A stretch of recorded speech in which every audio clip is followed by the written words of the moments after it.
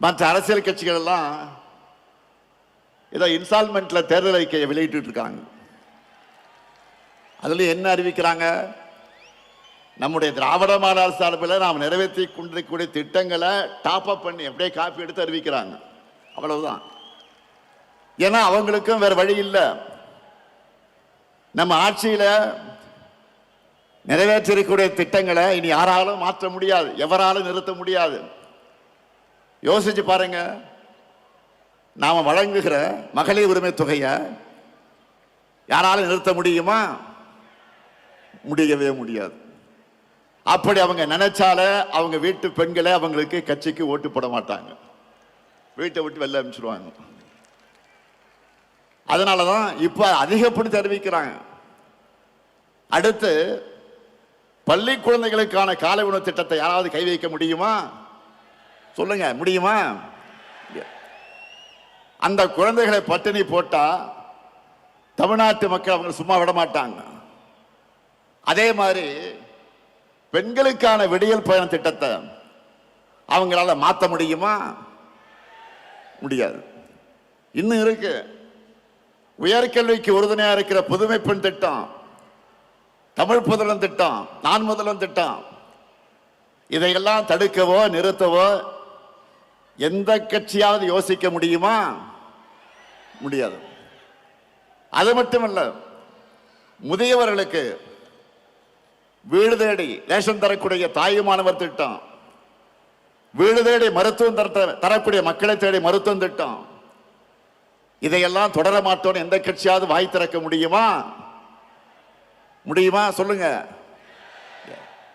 இப்படி எவராலும் மாற்ற முடியாத திட்டங்கள் தான் இந்த முத்துவேல் கருணாநிதி ஸ்டாலினுடைய திட்டங்கள். அவங்களுக்கு தேர்தல் அறிக்கைக்கு கண்டென்ட் கொடுக்கிறத இந்த ஸ்டாலினுடைய திட்டங்கள் தான்.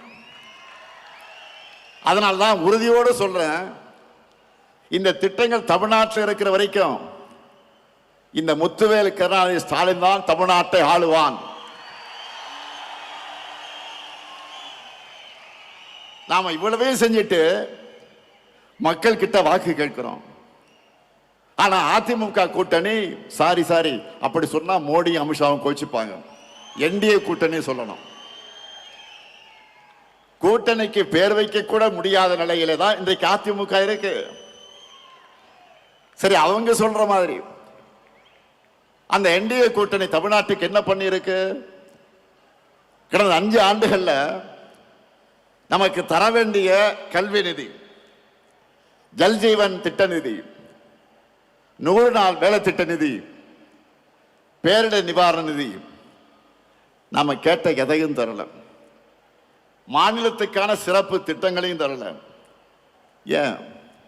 கோவை, மதுரை, திருச்சி இந்த மாவட்டங்களுடைய மெட்ரோ உள்ளிட்ட எந்த உட்கட்டமைப்பு திட்டங்களுக்கு அனுமதி தரல.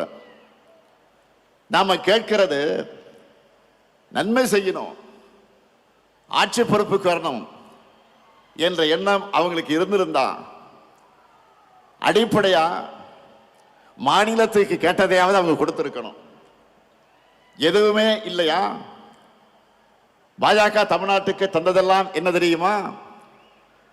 ஆளுநர் மூலமாக குடைச்சல், மாணவர்களை உயிரோடு விளையாடக்கூடிய நீட் தேர்வு, இந்தி திணிப்பு, மிரட்டி பார்க்க ரைடுகள், இப்படிப்பட்ட ஆட்சிதான் பிரதமர் மோடி சொல்லுகிற என்டிஏ ஆட்சி. தமிழ்நாட்டுக்கு எந்த நன்மையும் செய்யாத இவங்க தான் நம்ம எதிர்த்து நிற்கிறாங்க.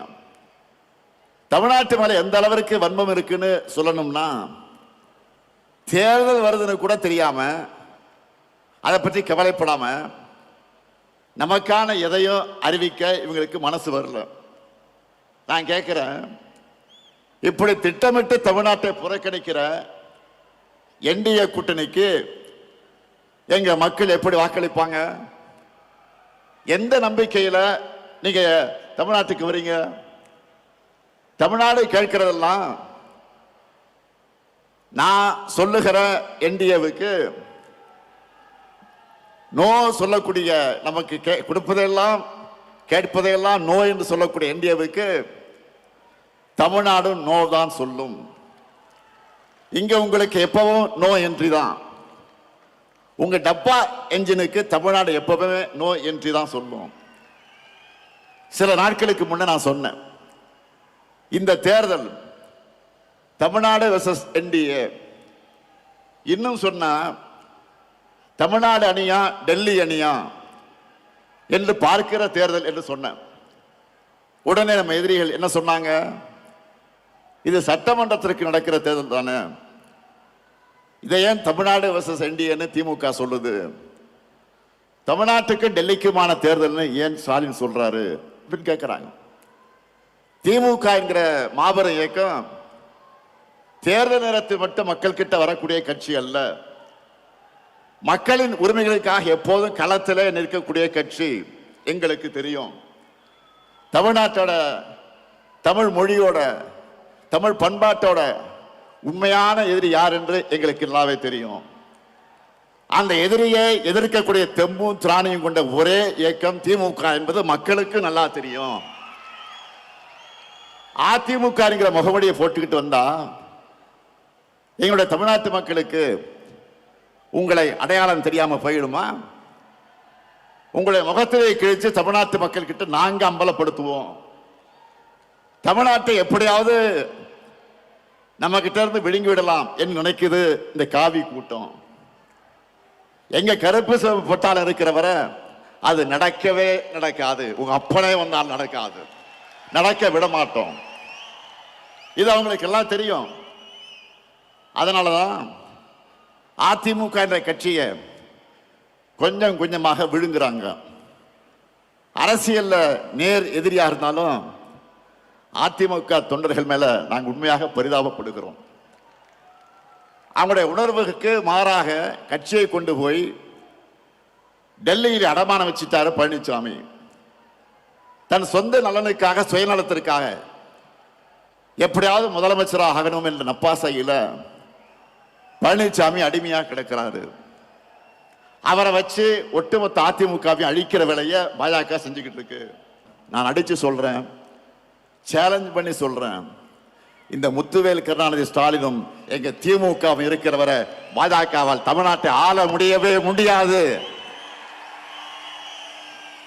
நீங்க அந்தர் பல்ட்டி அடிச்சாலும், என்ன முகமடி போட்டு கொண்டு வந்தாலும், புதுசு புதுசா யாரை கூட்டிக்கிட்டு வந்தாலும், எத்தனை ஏவல் அமைப்புகளை வச்சு மிரட்டி பார்த்தாலும் தமிழ்நாடு எப்பவுமே உங்களுக்கு அவுட் ஆஃப் கண்ட்ரோல் தான். நாங்கள் பார்க்காத படையெடுப்பா, திமுக பார்க்காத மிரட்டலாம். நீங்க இந்தியா மேப்பில் இருக்க எந்த மாநிலத்து மேல வேணுமானாலும் காவி அடிச்சிடலாம். ஆனா தமிழ்நாட்டில் உங்க பாச்சா பலிக்கவே பலிக்காது. இங்க எப்பவுமே நாங்க தான், எங்க மண்ணில் நாங்க தான் ஜெயிப்போம், நாங்க மட்டும்தான் ஜெயிப்போம்.